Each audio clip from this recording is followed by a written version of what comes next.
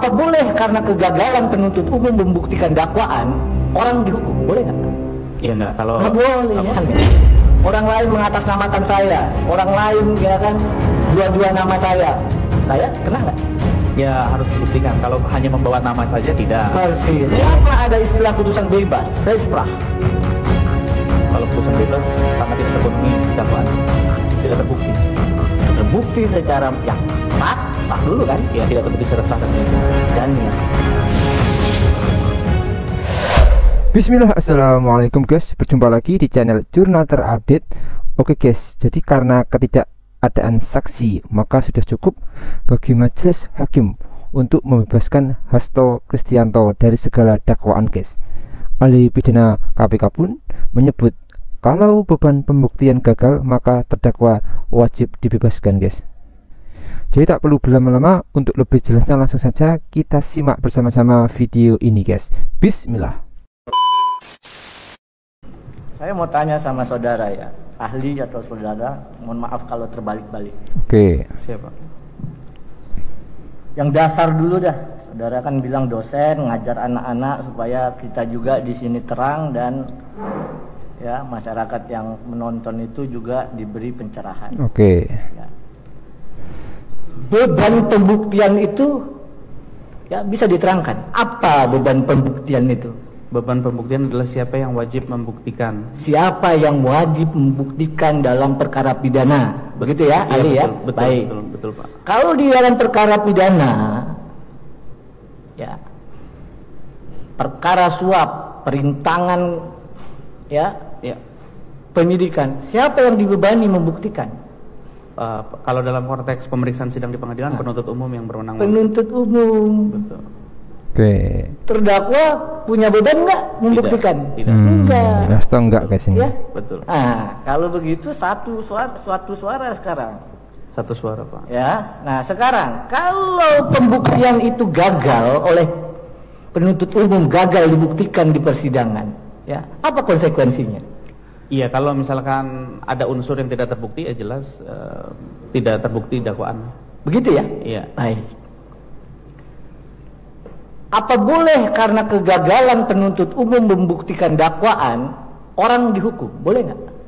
Iya nggak. Kalau Nggak boleh nggak ya? boleh, betul. Kalau begitu sama semua kita ini. Nah kalau begitu saya masuk yang lebih teoritis. Karl Jasper saya masuk. Saudara Ali pasti baca Karl Jasper. Iya. Dia membedakan antara guilt and responsibility. Yang saya tanya, Iya, betul. tolong terangkan makna dari Iya, kalau kita guilt melihat dulu. Kalau kita melihat guilt itu kan, kalau dalam konteks kita sult ya Pak, kesalahannya. Oke. Sedangkan kesalahan itu adalah yang wajib ada untuk memberikan responsibility atau pertanggungjawaban pidananya. Baik, terima kasih ahli. Sekarang responsibility apa? Iya, itu pertanggungjawaban yang dibebankan kepada dia ketika ada kesalahan. Black laws dulu deh ya. Kita pakai kamus ya hukum. Oke, black siap. laws ya. The obligation to answer ya for act done and to repay or otherwise make restitution for any injury it may have caused. Ya. Kewajiban untuk bertanggung jawab. Ya kan? Betul. Itulah responsibility. Ya. Siapa yang dimintai pertanggung jawab?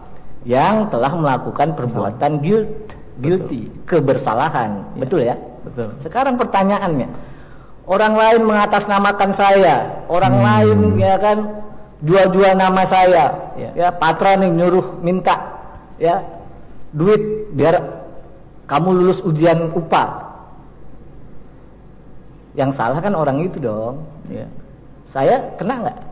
Ya harus dibuktikan. Kalau hanya membawa nama saja tidak. Persis. Betul. Oleh karena itu Ya. saya tanya tadi harus dibuktikan. Betul, Hukum betul. pembuktian berbeda ya. Betul. Baik. Sekarang menambahkan Pak, memang kalau dalam konteks itu kan harus membuktikan. Makanya saya tekankan berkali-kali harus ada pengetahuan yang dibuktikan. betul ya. Ya. Kalau yang nanya penuntut umum ilustrasinya pasti memberatkan gitu loh. Ya. Kan saksi nggak sampai ke sana. Ya. Saya juga bisa sampai pagi nih, ilustrasinya meringankan semua nih. Ya kan? Ya. Artinya itulah pentingnya hukum pembuktian. Baik. Betul. Kalau begitu, mengapa ada hukum acara kita mengenal SP3? Surat Perintah Penghentian Penyidikan. Kenapa? Iya, karena itu kan dikaitkan dengan awal mulanya adalah gugurnya penuntutan, Pak. Ada gugurnya penuntutan pasal 76, 77, 78 bahwa ketika ditemukan hal-hal seperti itu perlu dihentikan. Kemudian ditambahlah ketika dia bukan perbuatan pidana, ketika tidak cukup bukti, penyidik memiliki kewenangan untuk menghentikan perkaranya. Terima kasih Ali. Jadi antara lain karena tidak cukup bukti, perbuatan yang disangkakan bukan tindak pidana. Iya. Kesimpulannya karena penyidik belum tentu benar. Iya betul. Iya Makanya dong. ada proses pemeriksaan sidang di pengadilan. Iya, makanya ada SP3. Kalau benar semua bahasa sidang ya ahli ya. Betul. Kalau begitu, mengapa ada lembaga pra-peradilan yang boleh menguji sah atau tidak sahnya penetapan tersangka? Iya, karena itu sebagai bentuk habeas corpus, Pak, menjaga hak asasi manusia dari tersangka maupun. Karena penyidik belum tentu benar. Betul juga. Iya kan? Karena bisa diuji keabsahan. Persis. Ya. Inilah gunanya kita menguji nih. Ya. Sekarang, mengapa ada istilah putusan bebas, freisprach? Kalau putusan bebas karena tidak terpenuhi dakwaannya, tidak terbukti. Terbukti secara yang sah dulu kan? Ya, tidak terbukti secara sah dan meyakinkan. Oke. Berdasarkan 183. Baik. Ibu Bapak, kita telah mendengar keterangan ahli. Ahli yang kali ini dihadirkan oleh penuntut umum KPK adalah mengaku ahli pidana. Ya, ada 3 poin yang kami mau sampaikan. Pertama, keterangan ahli yang memberatkan terdakwa pada dasarnya karena ilustrasi yang diberikan oleh penuntut umum berdasarkan yang berat-berat, yang memberatkan. Saya ulang, ilustrasi yang disampaikan penuntut umum itu sengaja yang dibuat memberatkan terdakwa. Wajar kalau keterangannya ya itu bisa memberatkan terdakwa. Maka pertanyaannya, apakah ilustrasi yang dibuat di dalam BAP pemeriksaan keterangan ahli benar? Sementara kita sampai hari ini menyaksikan tidak ada saksi satupun yang menerangkan bahwa Pak Hasto terlibat dalam 2 dakwaan. Dakwaan suap dan dakwaan perintangan penyidikan. Ya. Maka ilustrasi yang diajukan oleh penuntut umum itu tidak dapat dipergunakan. Ya, gugur. Nah, dalam hal keterangan ahli ini, yang kedua poin kami adalah sudah kami tanyakan. Ya. Yang namanya saksi, jelas ahli tadi sudah menyatakan bahwa saksi itu ya harusnya yang mengalami, melihat langsung, mendengar langsung. Itu yang kami sampaikan dalam persidangan sebelumnya, tidak ada satu orang saksi pun yang menyaksikan, mendengar, mengalami langsung Pak Hasto terlibat. Ya. Nah, jadi pertanyaannya kemudian pada saat persidangan tadi kami menanyakan kepada ahli, coba tunjukkan kepada kita semua di ruang sidang, pernah ada nggak putusan, ya, di mana seorang terdakwa dihukum bersalah tanpa didukung keterangan saksi? Apa jawab ahli? Belum meneliti katanya. Kalau dia belum meneliti urusan lain lah. Intinya tidak ada putusan pengadilan ya yang memutus seseorang bersalah tanpa ada saksi. Ya. Nah, kalau begitu sebenarnya sudah cukup bagi majelis hakim karena ketiadaan saksi ini sudah cukup bagi majelis hakim untuk membebaskan Pak Hasto. Maka di dalam persidangan ini juga kami sampaikan ada paling tidak satu putusan ya di tingkat Mahkamah Agung terkait kecelakaan lalu lintas yang menghilangkan nyawa orang. Di PN Tulung Agung bersalah ini.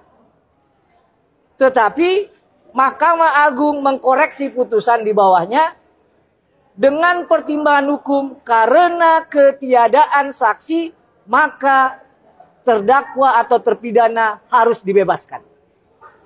Harapan kami jangan sampailah kita nunggu sampai tingkat MA. Ya. Harapan dan doa kami tidak bosan kita ya supaya majelis hakim berani untuk memutus bebas Pak Hasto dari segala tuntutan. Oke guys, jadi Fathahillah dihadirkan oleh jaksa KPK sebagai ahli dalam sidang Hasto. Awalnya pengacara Hasto Patra M. Zen menggali pendapat Fathahillah terkait siapa yang memikul beban pembuktian dalam kasus pidana. Saat ditanya lebih lanjut mengenai siapa yang memikul beban pembuktian dalam kasus suap dan perintangan penyidikan, Fathahillah menjelaskan bahwa beban tersebut berada pada penuntut umum. Ia juga menegaskan bahwa terdakwa tidak berkewajiban membuktikan dirinya tidak bersalah. Patra pun memberikan analogi, jika seseorang mencatat namanya untuk menipu, maka pelakunya yang harus bertanggung jawab, bukan dirinya, kecuali keterlibatannya dapat dibuktikan. Fathahillah setuju dengan pernyataan tersebut. Kalau hanya membawa nama saja tanpa keterlibatan tidak bisa serta-merta dijadikan tersangka. Harus ada bukti yang menunjukkan pengetahuan atau peran dari pihak yang dituduh.